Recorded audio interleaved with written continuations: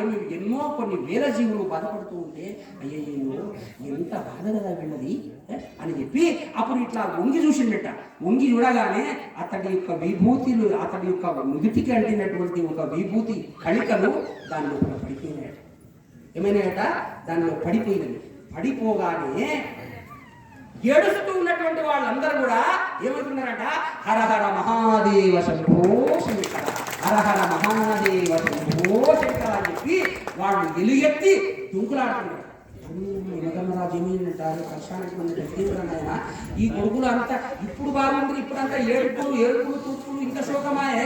ఈ మార్చిని చూడంగానే వీళ్ళ తొంగి చూడంగానే ఇంత కథ అయింది ఏంది అని చెప్పి ఆయనకు అర్థం కాక అంతటా చూపించి మళ్ళీ సింహాసనం చూపి సాష్టాంగ నమస్కారం చేసి, స్వామి ఏమైనా స్వామి ఇది మా యొక్క ఎమబడులతో కూడుకున్నటువంటి దెబ్బలు తడలేక అందరూ ఏడుస్తూ గిలగిలలాడుతూ ఉంటే నీవు వచ్చిన తర్వాత వాళ్ళందరూ ఆనందపడుతున్నారు. ఏం సంగతి అంటే అప్పుడు అన్నట, అరే ఇది నా మహిమ కాదు యమధర్మరాజా, నా శరీరానికి అంటినటువంటి ఆ భస్మము తెలిసో తెలియకనో వాళ్ళ పైన ఆ భండాగారంలో పడడం వలన వాళ్ళు చేసుకున్న పాపాలని పరిహారం అయిపోయి వాళ్ళు పవిత్రులయ్యారు అని చెప్పారు.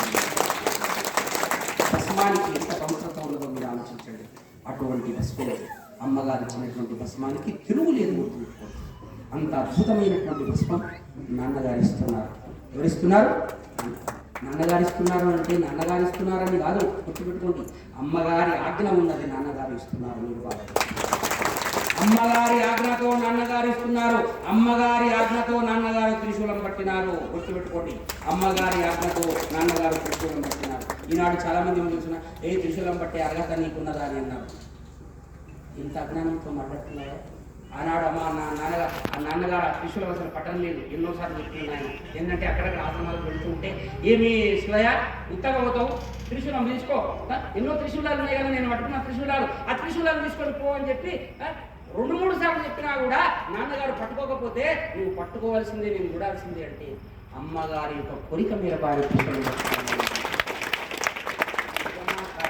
పెద్ద గొప్పలు చెప్పుకోవడం కాదు. ఇది నేనేమో త్రిశూలంలో పట్టుకున్నాను. త్రిశూలంలో పట్టుకునేటువంటి శక్తి ఎవరిచ్చినారు? గురుదేవుల వారు ఇచ్చినారు. ఎవరిచ్చినారయ్యా? గురుదేవుల వారు ఇచ్చినారు. అది ఆయన శక్తి కాదు, గురుదేవుడు ఇచ్చినటువంటి శక్తి. కాబట్టి అది ఏనాడు కూడా మనం విస్మరించరాదు.